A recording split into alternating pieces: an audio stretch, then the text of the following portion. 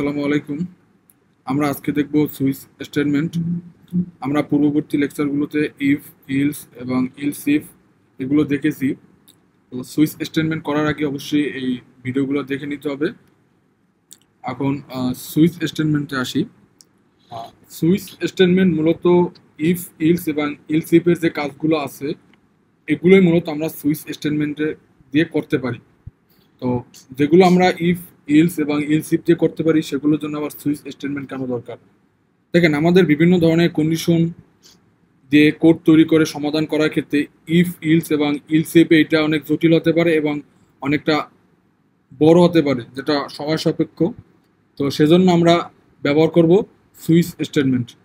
দেখেন, instead of writing many if, else statement you can use the switch statement. মানে আমরা if, else এবং else if দিয়ে যে কোডটা অনেক বড় হবে সেটা আমরা সুইচ স্টেটমেন্টের মাধ্যমে অনেক ছোট করে লিখতে পারবো। বুঝতে পারছেন?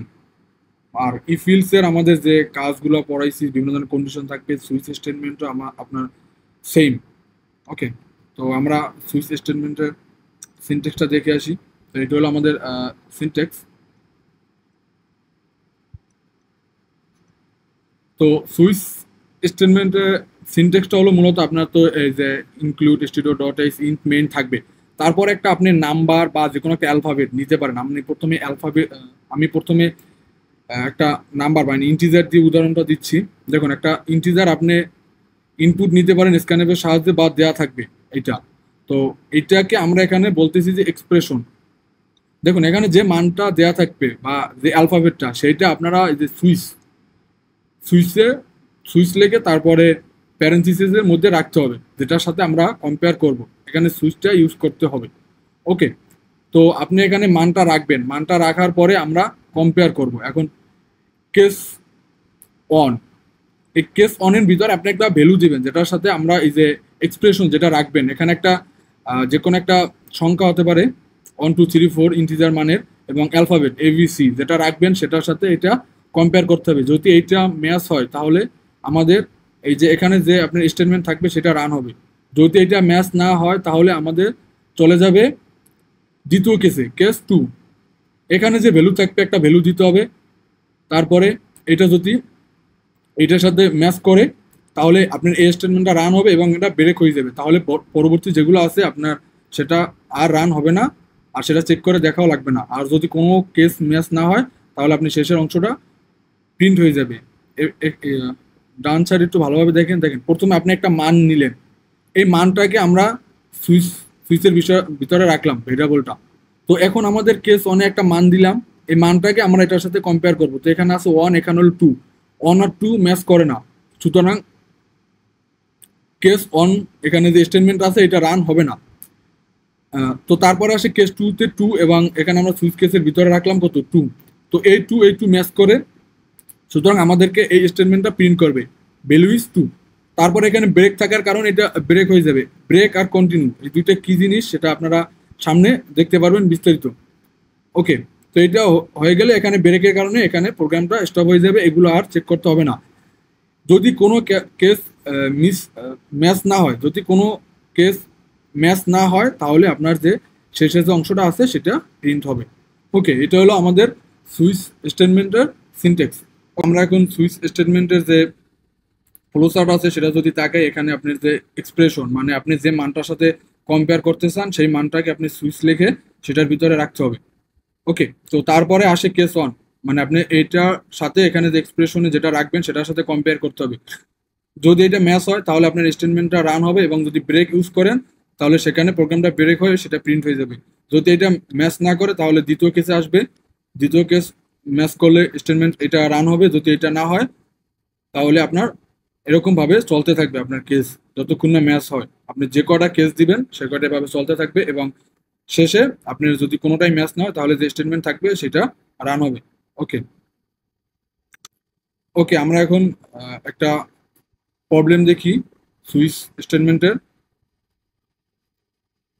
Right a C program to print day, week, name using switch case. Okay, এই সমস্যাটা মানে এই প্রবলেমটা হলো কি আপনার, ধরেন আপনি একটা সপ্তাহে 7 দিন, এখন আপনি বলবেন সপ্তাহের শুরুটা যদি আপনি স্যাটারডে থেকে শুরু করেন, তার মানে অন মানে কি স্যাটারডে। টু মানে কি? সানডে। থ্রি মানে মানডে। তো এভাবে আপনি এগুলো প্রিন্ট করতে হবে। আপনি যে কোনো একটা নাম্বার দিবেন, তো আপনাকে শো করবে যে এই সংখ্যাটা, এই নাম্বারটা। তো এটা আমরা প্রোগ্রামে দেখি, তাহলে ভালোভাবে বুঝতে পারবো। প্রথমে আমাদের বেসিক যে স্ট্রাকচার আছে সি ল্যাঙ্গুয়েজের, সেটা লিখে নিতে হবে।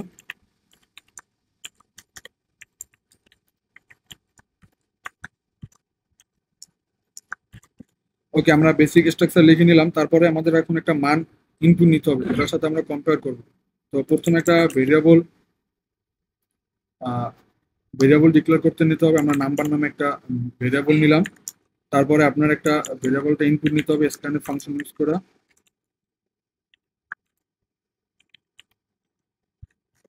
ওকে, এখন আমাদের এই যে ভেরিয়েবল আছে, ভেরিয়েবলটা কম্পেয়ার করার আগে আমাদের একটা সুইচের ভিতরে নিতে হবে।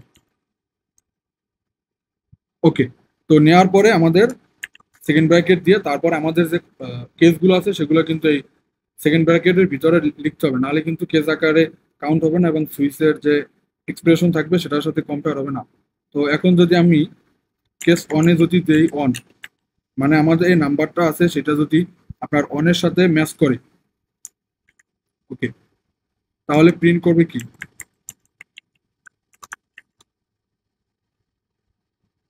সানডে।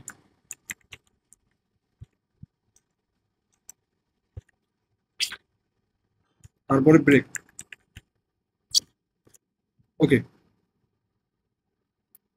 এরপরে যদি আমাদের দিলাম টু, টু এর সাথে যদি ম্যাচ করে, এখানে আমি দেখেন যেভাবে লিখতেছি সেভাবে লিখতে হবে, তাহলে প্রিন্ট করবে মানডে। সরি।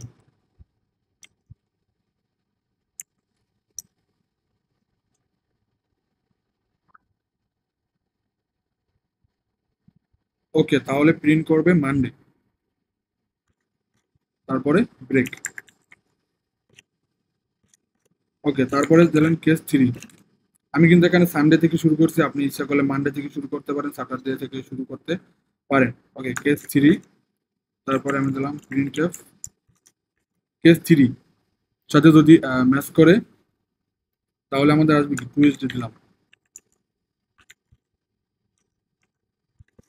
ওকে, তারপরে ব্রেক। Case four.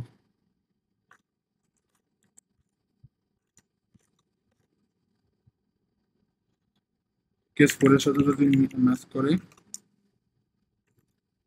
তাহলে উইডনেসডে।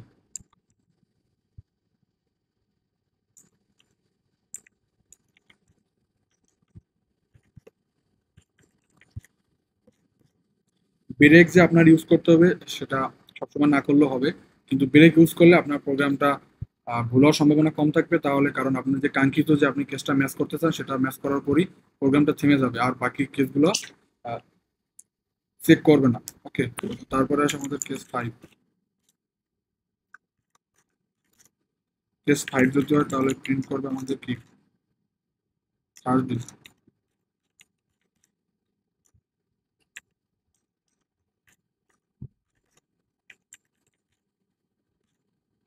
ওকে, তো আমাদের যদি কেস সেভেন।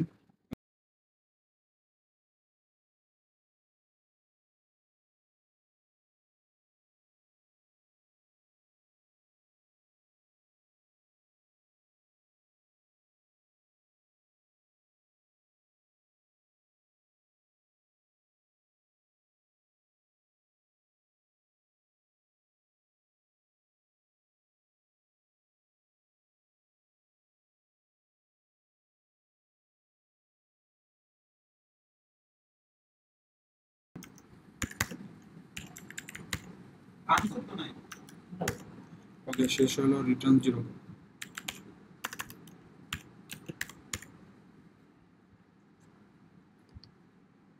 ওকে, আমরা যদি এবার কোডটা রান করি তাহলে ইরর কি আছে? ইরর তো নাই। ওকে, রান করলাম। তো রান করার পর আমি যদি দিই অন, যেমন কি সানডে, তারপর আবার যদি রান করে আপনি যদি দেন ডে ফাইভ, ডে ফাইভ হইলো থার্সডে। ওকে, এইভাবে আমাদের যে সুইচ স্টেটমেন্টগুলো আছে তো সেগুলো করতে হবে, তাহলে আমাদের যে ইফ ইলস এর যে অনেক বড় আকারে কোড হয় সেগুলো অনেকটা ছোট আকারে হবে। আচ্ছা, আমি যদি এটা দেখাই, এটা যদি ইফ ইলস দিয়ে করতেন, যদি এই কোডটা যদি আমরা ইফ ইলস ইউজ করে করতাম তাহলে দেখেন কোডটা কত বড় হয়। এভাবে আপনারা ইফ ইলস ইফ এর ব্যবহার জানেন তো এইভাবে আপনারা করবেন, দেখবেন কোডটা কত বড় হয়। আর বড় করে ভুল হওয়ার সম্ভাবনা বেশি থাকে এবং কন্ডিশন গুলো সাজাতে গেলে অনেক ধরনের ভুল ত্রুটি হতে পারে। তো সেক্ষেত্রে আমরা যদি সুইচ স্টেটমেন্টটা ব্যবহার করি তাহলে আমাদের কিন্তু কোডটা অল্পদের মধ্যে হয়ে যাবে এবং এখানে ভুল হওয়ার সম্ভাবনা সব থেকে কম। ওকে, থ্যাংক ইউ।